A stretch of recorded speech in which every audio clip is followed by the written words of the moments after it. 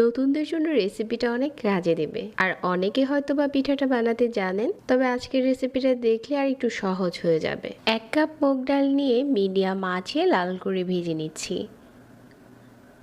তারপর এই ডালটাকে পানি দিয়ে কয়েকবার ধুয়ে নিয়েছি।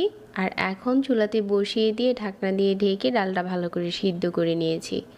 সিদ্ধ হওয়ার পর চাইলে এভাবেও ম্যাশ করতে পারেন। আমি এখানে একটু ব্লেন্ডার দিয়ে ব্লেন্ড করে নিয়েছিলাম। অবশ্যই ডালের মিশ্রণটা ঠান্ডা করে নিতে হবে। স্বাদ মতো লবণ আর এখানে 2 কাপের মতো চালের গুঁড়া দিয়ে ঢাকনা দিয়ে ঢেকে দিচ্ছি এই 5 মিনিটের জন্য।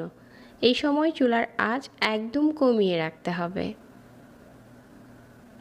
তো একটু নেড়ে চেড়ে দিচ্ছি। এভাবে করে নেড়ে দেওয়ার পর আমি আরও 5 মিনিটের মতো ঢেকে দেব।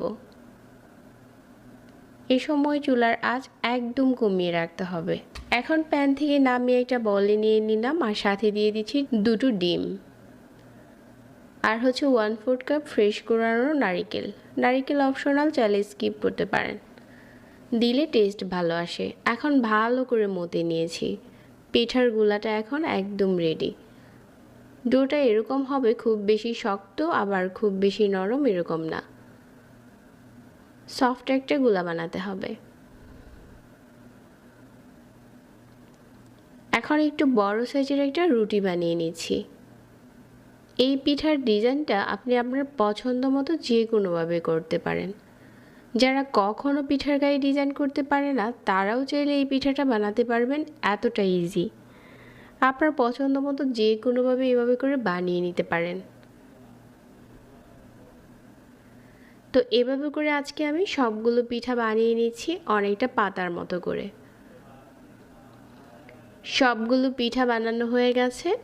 এখন আমরা পিঠাটা একটা সাইডে রেখে দিয়ে আগে শিরা বানিয়ে নিচ্ছি। শিরা আমি গুড় চিনি মিলিয়ে বানাচ্ছি।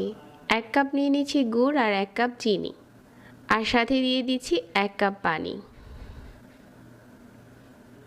2টো তেজপাতা দিয়ে দিলাম, 2 টুকরো দারচিনি আর 4টার মতো এলাচ।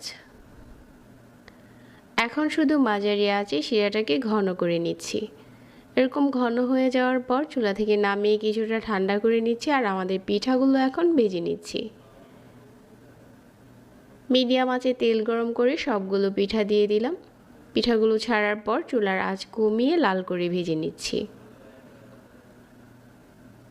এখন পিঠার গায়ে দারুণ একটা কালার এসেছে, দেখেই বোঝা যাচ্ছে যে এটা খুব ভালো করে ভাজা হয়ে গেছে। তেল থেকে উঠিয়ে সাথে সাথে শিরাতে দিয়ে দিচ্ছি, তাহলে পিঠাগুলো শিরা টেনে নেবে। এখন পিঠাগুলো পরিবেশন করার জন্য একদম ঠিক আছে। একদম সহজ রেসিপিতে আজকে এই মুগ পাখনটা শেয়ার করেছি। ঝটপট বানানো যায় এই মুগ পাখন। শীতে আমরা অনেক রকমের পিঠা বানিয়ে থাকি, চাইলে এটাও একবার ট্রাই করে দেখতে পারেন, খেতে অনেক টেস্টি। আশা করছি আজকের রেসিপিও ভালো লেগেছে। যারা এতক্ষণ সাথে ছিলেন সবাইকে ধন্যবাদ জানিয়ে আজকে এখানেই বিদায় নিচ্ছি। আল্লাহ হাফেজ।